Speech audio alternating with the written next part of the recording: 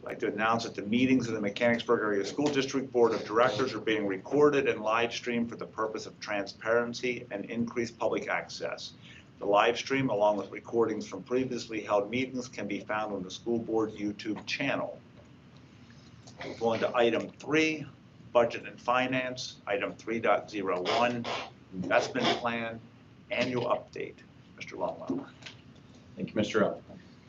The first item on the agenda for this evening is the investment plan, the annual update, which is really a function of board policy, where we come back to the board at least once a year to just talk about our investment and our deposit strategy. And so, as the board probably recalls, we annually appoint a list of depositories. In our June board meeting, we will continue to use the same depositories that we have last year. I think the one thing that's probably worth pointing out is that because interest rates have been on the rise, we've always managed our cash flow, but even more so carefully because there's an opportunity to lock some money up in CDs or fixed term investments where we can earn some higher rates of return. And so as an example of that, if you look at our monthly treasurer's report, we have in there some information about Pliget term, where we're earning between 5 and 6% as an example. Some of that money is locked up in 60, 90, 120-day investments, but we manage the cash flow in a way that we're not locking up too much money so that we're still able to maintain liquidity to pay bills and so forth. So much of the same strategy that we've used last year, because we did have a good year of interest earnings because the interest rates were higher for last year. We'll continue to utilize that again for this coming year. So. Questions for Mr. Longwell on the investment plan update. We'll move on to item 5, facilities. Item 5.01, bid tabulation, auditorium lighting, MMS. Mr. Longwell. Okay. So this is a project that we had been carrying on the Capital Reserve Fund as a proposed project for a number of years now. We had been trying to kind of spec out what was our goal and what we were trying to achieve here. I think when you get down to purpose, it really comes down to improving the light coverage in the auditorium. If you've ever noticed, there's kind of about 2/3 of the way back shadow that goes the width of the auditorium. It's just the way it was designed that way, it was built that way. I think what our goal is as part of this project is to add a row of pendant lights that will illuminate that area, and then also replace some of the pendant lights that are at the very back of the auditorium. So the lights that are in those clouds above the front section of the house seating will remain, and then we're going to get upgraded lighting controls that will tie everything together and make it easier for the staff to kind of control what's happening there above the seating. But goal is to improve lighting above the seating areas. The estimate here, I should say the bid total is $119,000. It's 2 components. One is with Sage, who's a specialty contractor around lighting, and the other is our electrical contractor, which we had bid, and you can see the results there in the second attachment. The estimate that we've been carrying in the Capital Reserve Fund was $95,000, so it is higher, but it also is a several-year-old estimate in fairness. And then as we were getting ready to put this out to bid, our engineer had given us an estimate even higher than the $119,000. So that's kind of a way to benchmark that a little bit to say, how did we do with our bid results? I think you can see McCarty is low and low by a lot in some cases, depending on which of the bidders you're comparing it to. I would say 2 things about that. One is we've worked with them previously on our projects, and so I think they're well aware of our buildings and how our team operates.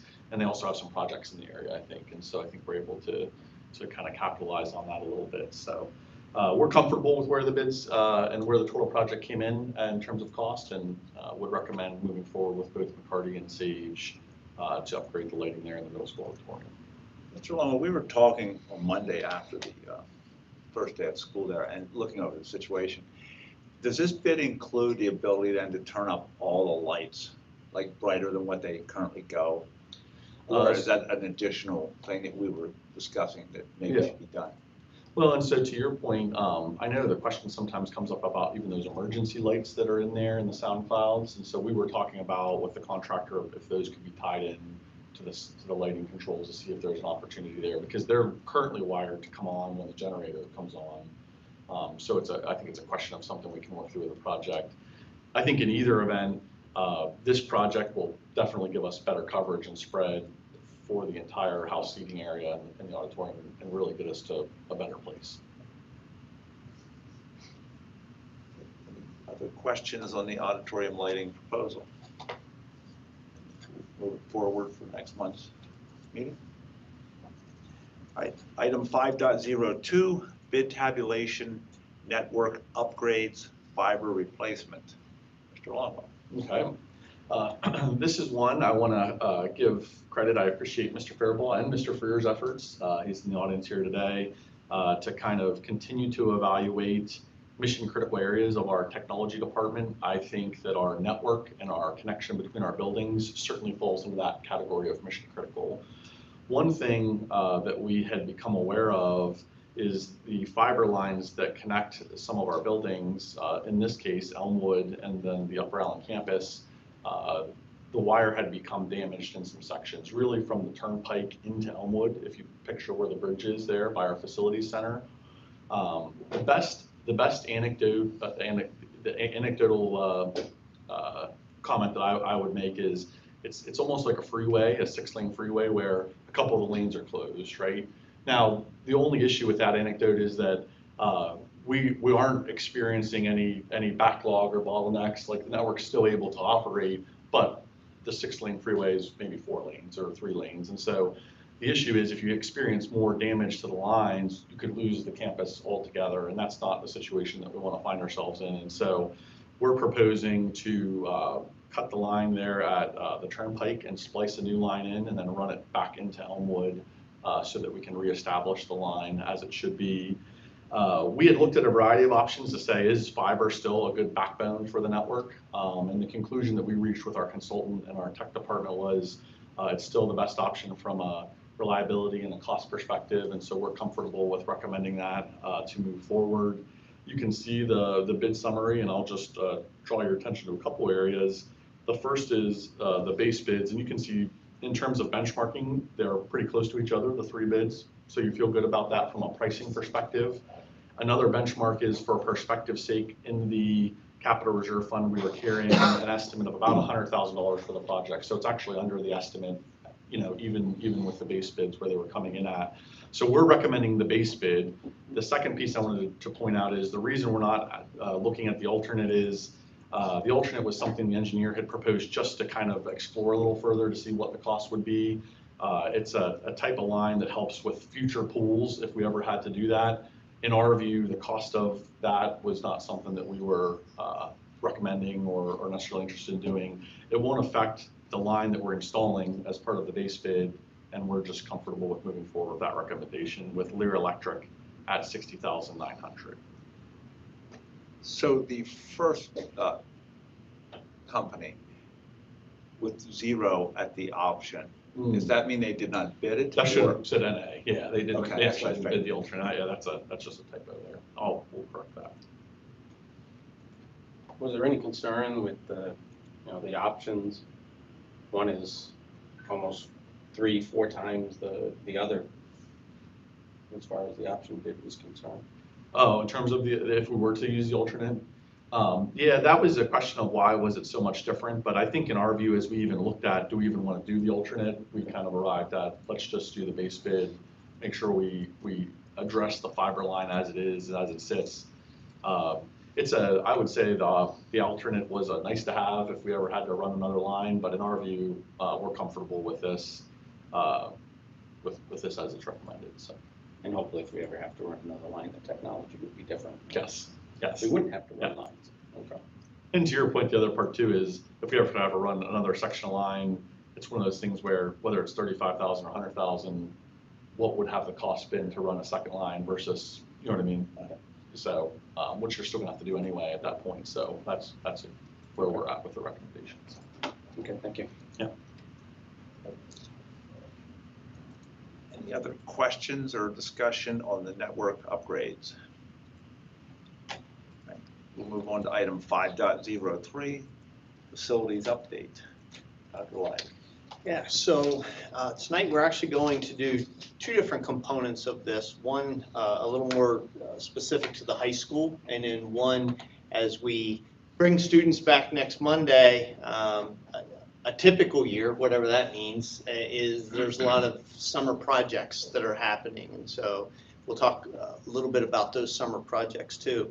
But before we do that, I think it's fitting to see Mr. Kastner and Mr. Harris in the audience, because as I reflect on the construction projects that we've done in this district, I think the one that probably was the most intrusive to the academic program was Upper Allen, right? Just because of the nature of the work that was happening there. It was internal to the building. We didn't put an addition on. And so there was a lot of things that happened at Upper Allen that was different, say, than Broad Street or Shep or the other places where we were able to put on that extra wing and then do the work. I think second, most difficult would be high school if it were the size of Upper Allen. It's not, right? It's a massive building. And because of the internal work happening within the building, even with the addition, there's a lot of impact on the academic program. And so having Mr. Harris to be able to serve as the bridge to the academic program and having Mr. Kastner to serve as the bridge to the contractors is really an important piece, and I want the board to understand how important, especially with some of the unforeseen things that happened in the last few weeks. Without these two individuals, I'm not sure where we would be. And so, again, thank you to the board for your support on that. And with it, I'll turn it over to this gentleman here to give us some updates on where things are with the high school. Mr. Harris, if you have anything you'd like to add to that, please feel free to do so.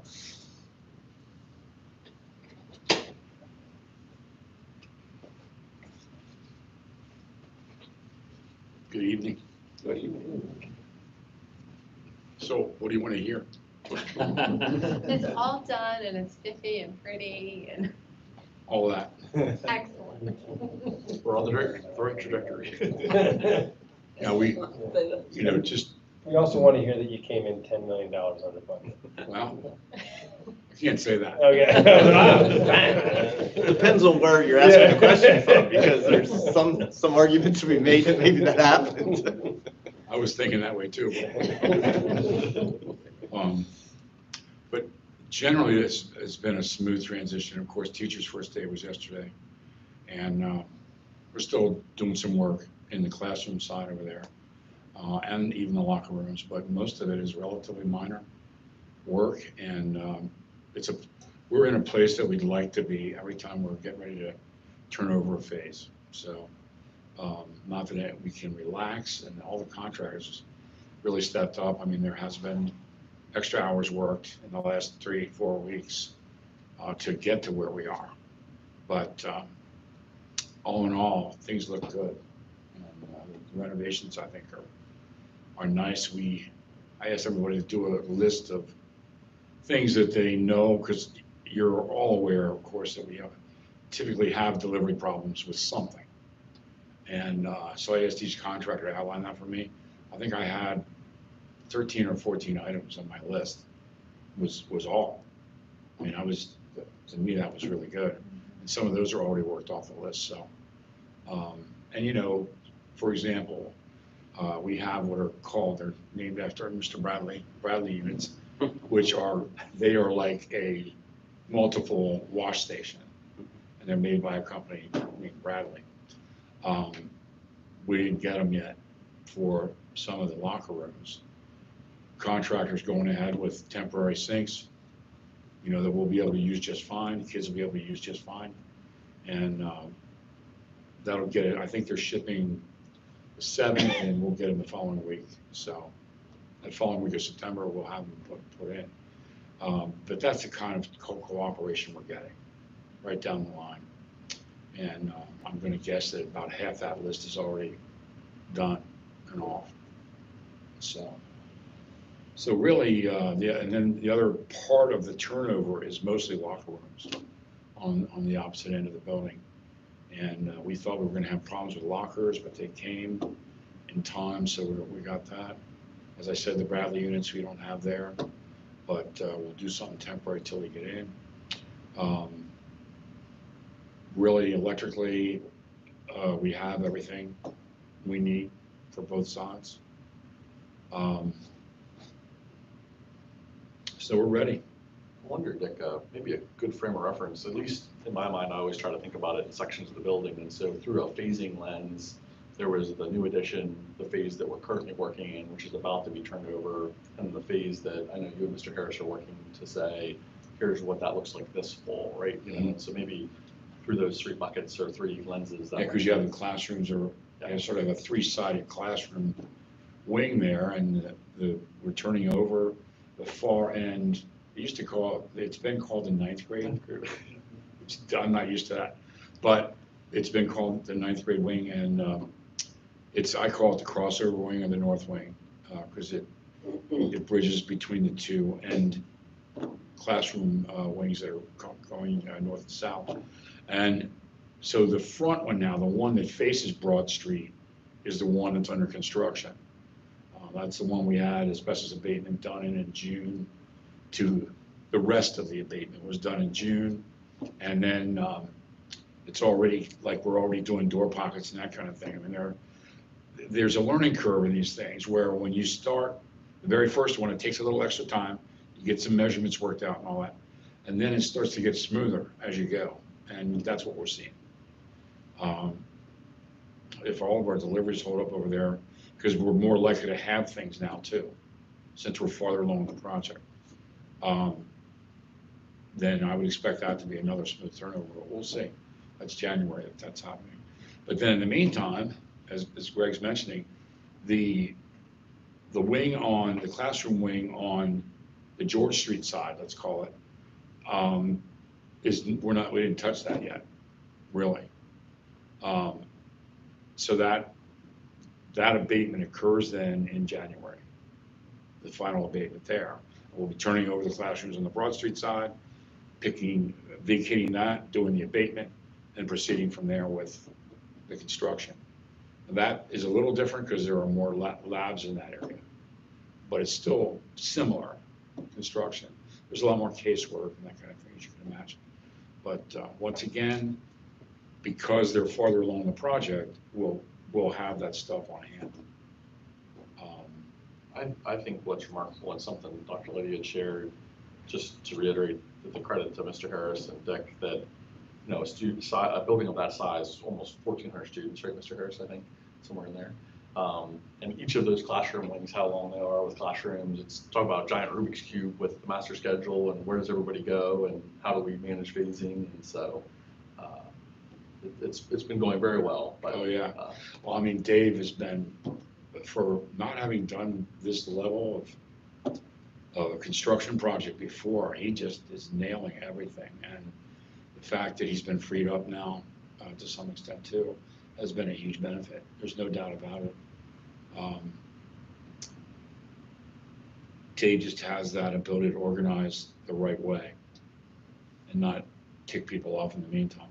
So that is important. We've discussed with the board, and I know that Mr. Harris has shown the board before some of the elements that go into the master schedule, which, whatever metaphor we want to use, but it's the 1,000-piece jigsaw puzzle, right? And what construction does is come in and cuts off pieces of that jigsaw puzzle, and you don't know really what the impact of that's going to be. And so I'm not calling you out, Mr. Harris, but I'll bet you're looking at a master schedule there right now.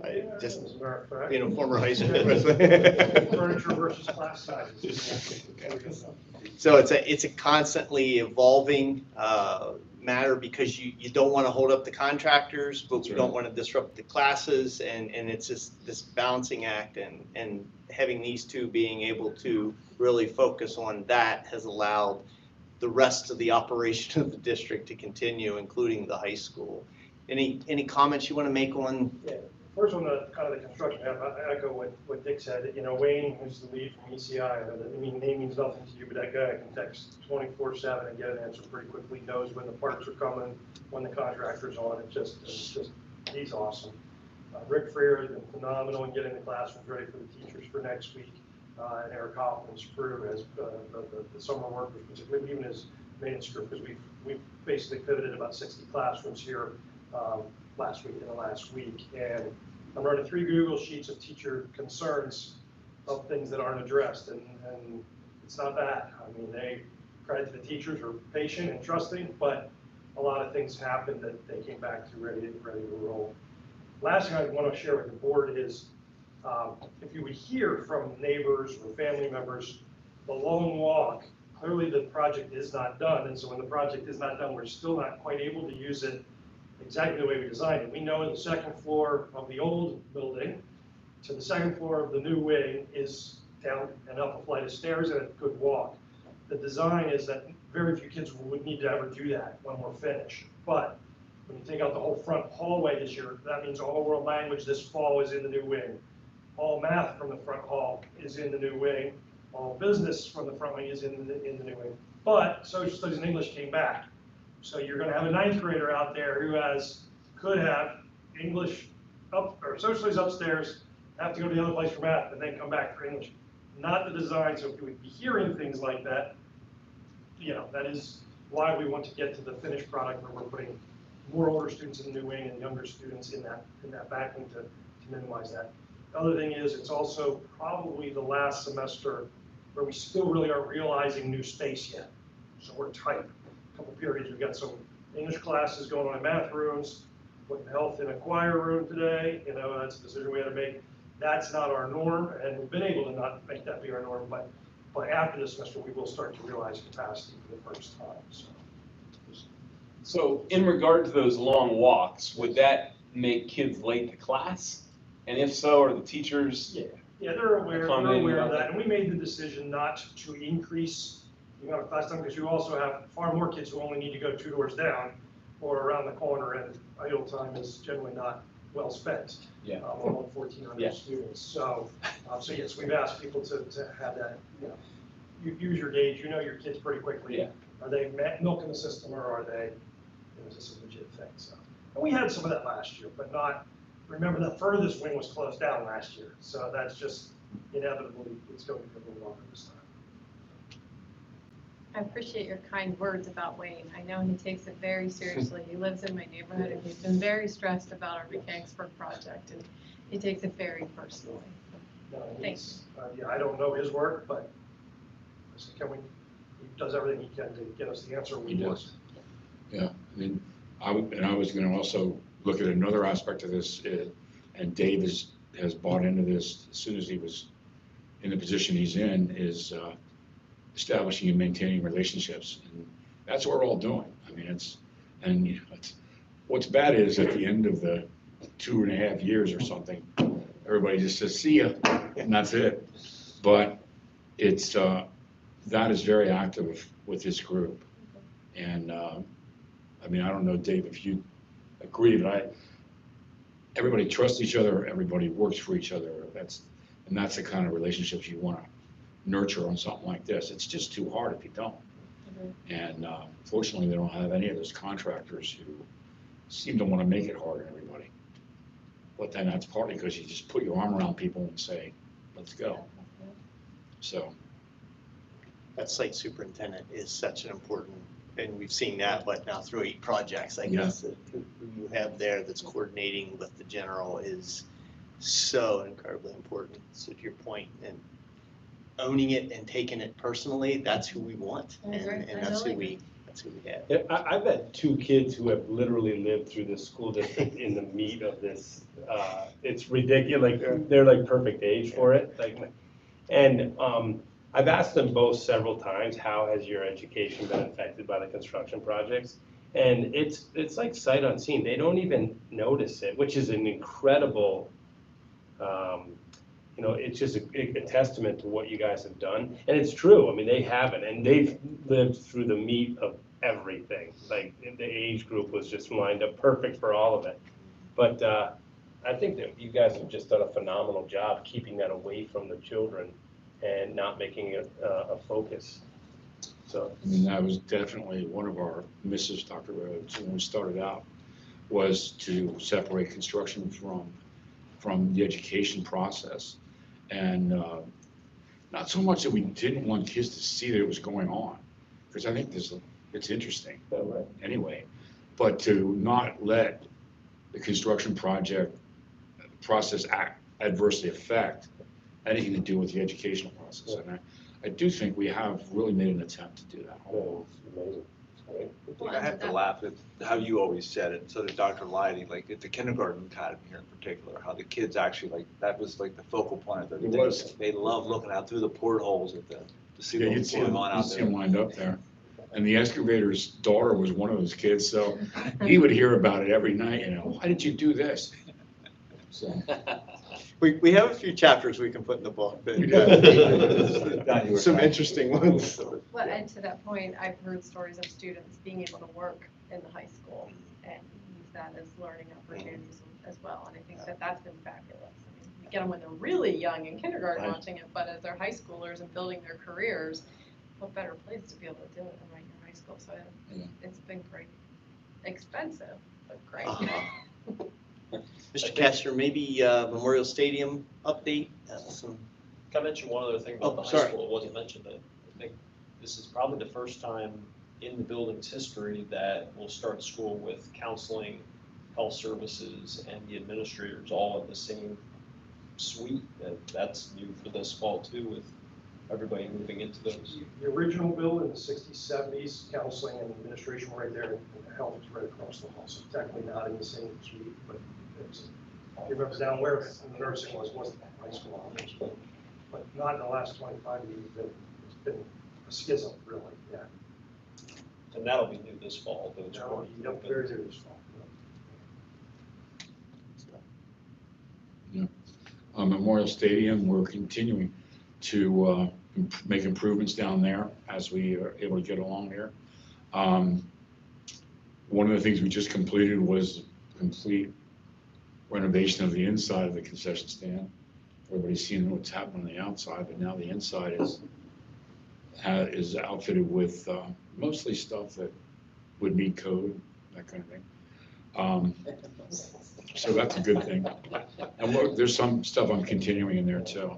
In fact, I met with MMA president today, and a couple other things I think we're going to try to do.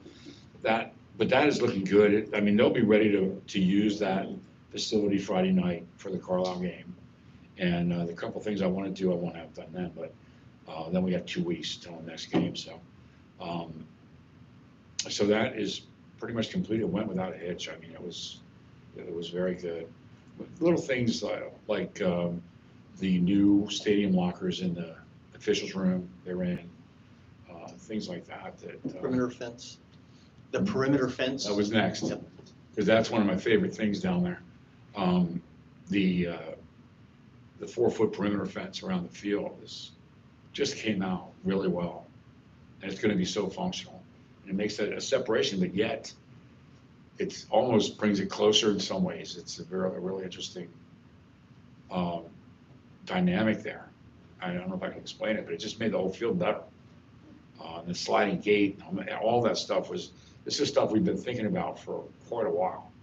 And it all came together, and part of that was that fence.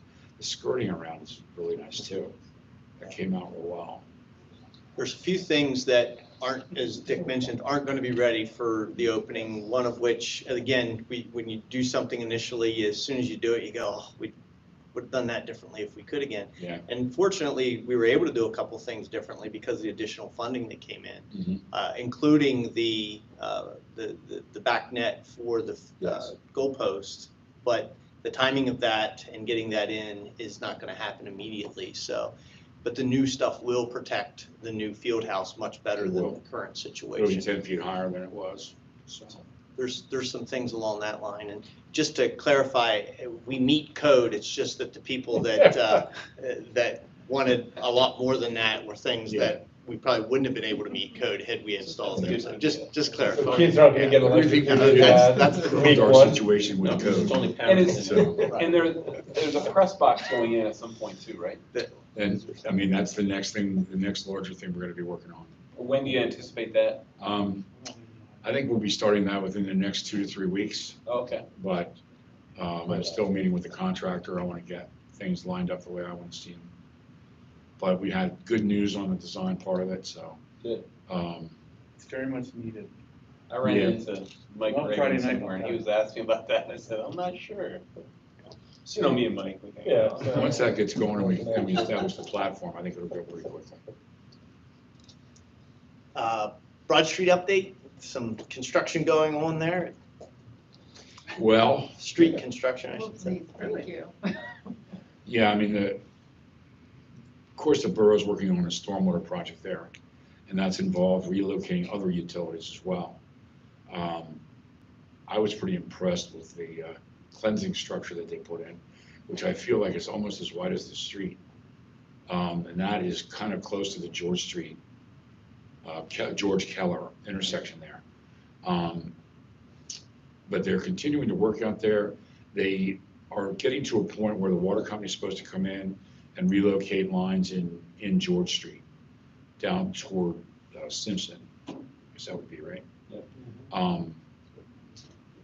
So that is, I think the water company's gonna resume that in about 2 weeks, and then we'll go from there. But we're being assured that this, at least the stormwater project, will not interrupt any access to Broad Street. So we should be using the same bus loop, having parent drop off the same place. And we'll have access off of Keller through the driveway and out again onto Broad. So that is to be maintained. When We can wanna make connect sure- to it, though? Pardon me? When can we connect to the stormwater system? Well, Instead of having they have to go down George Street yet. So there's some in George Street, and I haven't been following just how far along they are. But I know there was arch pipe down there that disappeared, so I assume they But there's no longer water pulling in that reservoir, right? Was it just because we Well- haven't had enough rain, though? We haven't had a huge amount of rain. We did divert some even from the high school though too. So that is already happening. It goes down the back behind the school. However, I don't know if their stormwater down there is catching that water yet or not. I mean, it's catching it one way or another. Because it used to be when it rained hard, even if it was dry, that would fill up. And Yeah. it's not. We've had a couple of hard rains quick, so I thought Well, maybe it already. even once it's connected, it still is going to pool in there. It will. It's just not going to, is it a 24 to 48 hour retention basin? 48 hour. 48 hour retention basin. So there's still going to be pooling in there even when it's connected to stormwater. There's at least enough growth in there that Mhm. to kind of hide it somewhat now. Well, it does. It does. And, we've been talking to the excavating contractor that originally did Broad Street about that, thinking about whether we want to fluff that up in there or leave it the way it is, because it's ending up turning out similar to the kindergarten academy, really. To where even if there's water there, you don't notice it. Right, right. Similar to what Mr. Harris was saying about if you hear about things at the high school, just know that if all of a sudden we get word that now we have to close down the bus ramp or something at Broad Street, that could happen. There's a lot of different stakeholders and players involved in this, and just know that we're in communication with them. Yes. That doesn't mean we won't hear at 4 o'clock in the afternoon the next day, we gotta do something different. Mrs. Alexander's prepared and ready to handle that. The administrative assistant there is adept at putting things out to the. Yeah. Like we had talked, we have a lighted walkway, goes That's right right. up the hill to the Right. next parking lot, so they could be used.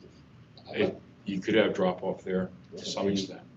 Not buses maybe, but cars you could. Glad Dr. Lally mentioned that, just because I think that is the coordination piece, right? So there's our tie-in, to the stormwater, there's the borough's end of it with the stormwater project itself, their engineer, the borough's engineer that is, and then the water company, and then the water company's contractors. And so as that all fits back together, there's a coordination element to that. And so we are working with the borough to Dr. Lally's point, to manage those communications and to understand where we are with things, so. Yeah, and Not to have an ice rink or have to pump it anymore. Those would be- I'd like to get that out of the way, yeah. And actually, Lane seems good to work with too, and I think he'll take an active role in making sure that some of that's looked after if necessary. Agreed. So he's impressed me so far, so it's good. Anything else? that- Water tower, starting to fill the water tower and build the pressure in that here in the next. Supposed to be 24 hours. tomorrow, but I did see an email where they said it might wait till Thursday, so. And I didn't see anything about tomorrow, later today, so, I don't know. We'll The see. idea is that'll be a gradual. It'll be gradual over a couple of hours. And they want two of Eric's people to be involved in that. He'll probably have Barry and maybe somebody else, maybe Jeremiah or somebody that'll stay with them at a couple of their stations. Where Shepherdstown is there, people may have noticed that they were dropping a pit into the corner there at where Meadowview is across there. Well, there's a pit there that you can still see the corner of it. And that is actually a PRV, which is a pressure reducing valve or pressure regulating valve. So they can control pressure from there. So they'll have somebody stationed there, and they have another one over, I think, off of Old Gettysburg somewhere, Gettysburg Road maybe. So they'll have somebody stationed there, and they'll have somebody at the tank. And they want us to have people at a couple places on the campus, just to double check. And the first thing I think we'll do, once that pressure gets to the point where it looks like street pressure is pretty good, I've asked Eric and Barry to do some flow tests at one or more of our hydrants, because we have the equipment to do the test now, and see at least 2 of them, and see how the hydrants look. And then we'll be interacting with Upbound Township again to see what they want to do about the sprinkler situation, because pretty good chance we won't even need the pumps at that point that we have there now. And if that's the case, Frank Cortola will probably want to retest. And if everything comes out good, then the pumps will probably be bypassed then. So that's what we're speculating on, but we'll see what happens. We have protection. I mean, the pumps will work right now, but to have it all by gravity would be good. So that will be another chapter in the book, water, water everywhere, not a drop spare. And then finally, the Elmwood Highway occupancy permit. So a lot of things coming to a head here at the end of this summer. Yeah. Now, who wants to talk about that? Well, I mean, I'll start out, and you can jump in, because of the township component of it, but all along here, I've been wanting to not do the construction on Shepherdstown Road that kept growing and growing and growing over a period of 1.5 years or something like that. So we kind of waited it out, and Joe Underkoffler came up with a wonderful circulation pattern on that site that has resulted in our traffic counts being way better than they had started out years ago. So we had that traffic study done maybe about 1 year ago, I guess. That might have been this spring even. I don't remember now, but the traffic counts were proven to be much better than anticipated. Well, PennDOT is agreeing with that. And it's gone back and forth now a little bit, but the last set of drawings that I saw that looks like it's going to be the PennDOT drawings, pretty much all of the improvements that they asked for originally are not needed, and if we block off that driveway. And we don't need the driveway. And never use it? The Yeah, one and we not put use in? it. Yeah. So would we do a 1/4 mile of nothing? No, I mean, it's not that much, but it's A long it'll be driveway. a stub. And the reason, Mrs. Mayor, that we need to leave that there is we do have some storm drainage along there where we have some catch basins that we want to keep in the flow of the water. So we'll end it right there and just take out that stone, plant it, put some shrubbery along the edge. So I mean, at this point, we don't want to take out more paving than we have to. Yeah, it's just a road. And it's all permitted paving in the sense of impervious. So all of that, I think we would keep. Actually, it does provide parking down there too. But they can use it for that. Yeah, because you could park down there, and it's actually 3 wide, part of that. Because we always anticipated parking up along there and still having 2-way out of the driveway. So now it becomes static, but you can park people there if there's an event. So it's still off. Good to hear it does something. Yeah, it's still off-street parking. And at this point, since we already constructed, there's no reason to take it out. Yeah, I agree. I would want to take it out. Yeah, so, and ultimately, we're gonna be saving some money on this one. So, And I think to that point, Dick, PennDOT was really the one, not to blame them, but they were really the one kind of driving. You can blame them. A lot of the, a lot of the adjustments or construction that was gonna have to happen to finish that project. And so with the counts, I think credit to the team, PennDOT's come back and we're in a good place. And so one of the final steps then is just going back to the township and coordinating with them.